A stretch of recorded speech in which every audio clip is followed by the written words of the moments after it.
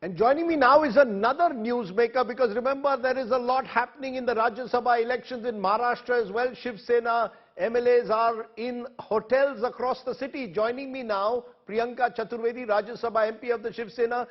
Priyanka Chaturvedi, your government has been in power for more than 2.5 years, and look at what is happening. Your MLAs are virtually locked up in hotels, in resorts.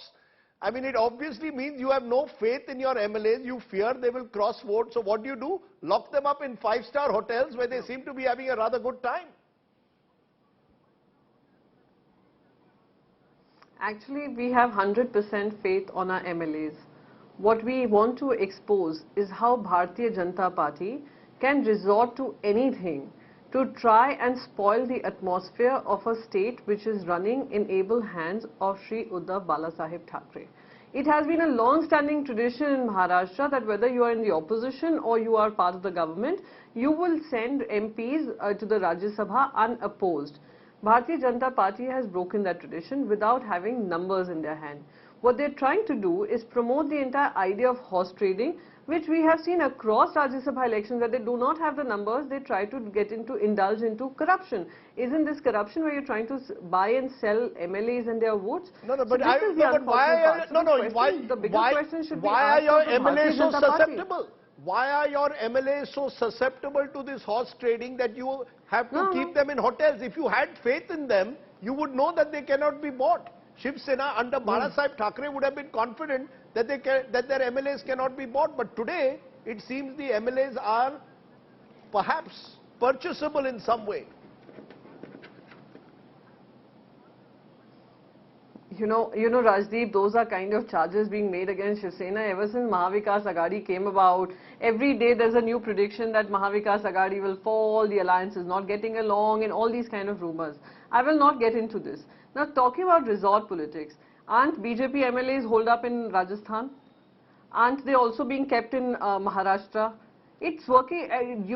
They have introduced the concept of resort politics because Bharatiya Janata Party does not respect the constitutional morality, does not have the constitutional morality, nor does it respect the democratic principles of the country. So if they are, trying to use money power to get in their candidates, we've seen this earlier in Haryana too, when Subhash Chandra Goyal got elected. We saw that happen in Gujarat elections too, when Ahmed Patelji was almost dismissed as an MP.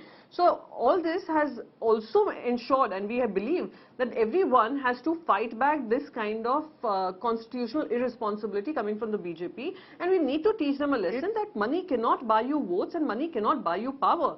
So this is something that we as opposition will need to fight back, and we will need to push back this culture. You know, it's interesting you're mentioning resort politics. It started in the 1990s when Shankar Singh Waghela actually rebelled from the BJP and went to Khajuraho. So it spreads across party lines. But the point is, Maharashtra was, as you said just now, a state where normally these things were decided by consensus. So why couldn't Uddhav Thackeray and Devendra Fadnavis settle their personal ego battle and resolve these issues? This could have been resolved very easily.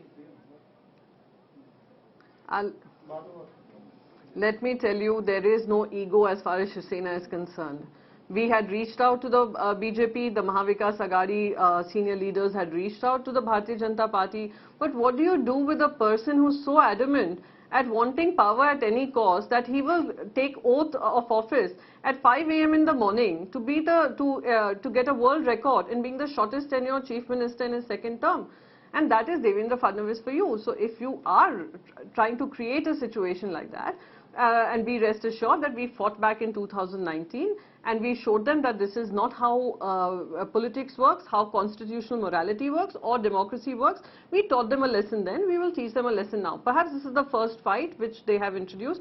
There are going to be multiple such battles which we will win because we have the support of the people, we have the strength of Mahavikas Aghadi, and we have work to show to the people of the state that this is what we are doing and this is what BJP is indulging in. You know, more than 100 MLAs are today in 5-star hotels as we speak. My colleague Kamlesh Sutar informs me that some of the hotels are priced at about 17,000 rupees a night. Where are you getting all this money from?